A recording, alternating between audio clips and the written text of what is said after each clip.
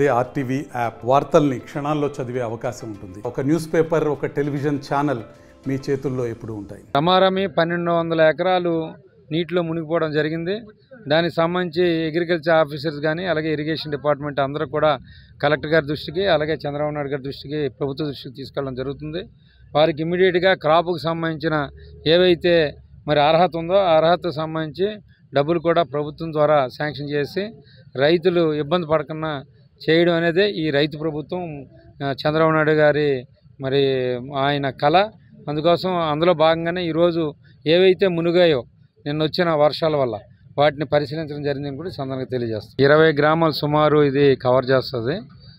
కానీ మా ప్రాబ్లం ఏమైందంటే వాటర్కి రాకుండా ఇప్పటికే మొత్తం తుప్పలన్నీ కూడా బాగా పెరిగి వాటర్ రావడం లేదు. దానికోసం ఇమీడియట్గాను కాలువ బాగు చేయించడానికి ఆల్రెడీ ఇరిగేషన్ డిపార్ట్మెంట్ కొంత డబ్బులు ఇవ్వడం జరిగింది. మొదలుపెట్టాం వర్క్ అంతాను. ఇది సుమారు 20 గ్రామాలకు నీరు వెళ్ళడం జరుగుతుంది. అలాగే దీనికి సంబంధించిన ఎస్ఎస్ ఛానల్ కూడా పూర్తిగా పాడైపోయింది. దాన్ని కూడా బాగు చేయాలని రైతులందరూ కోరుతున్నారు.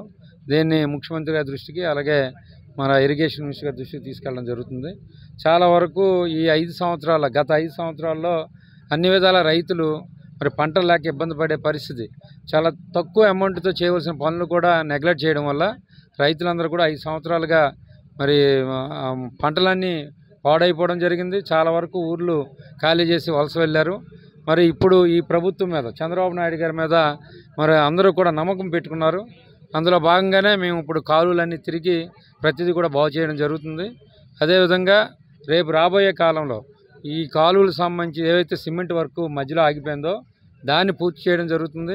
అలాగే మరి ఇక్కడ చాకరాపల్లి అనే గ్రామం ఉంది. ఆ గ్రామం ఎప్పుడు కూడా ముంపుకు గురవుతుంది. కొప్పర, చాకరాపల్లి ఇవన్నిటికి కూడా మరి కరకట్టలు కట్టాలని ఎప్పుడో ప్రభుత్వం నిర్ణయించింది. కానీ అది ప్రాక్టికల్గా రాలేదు.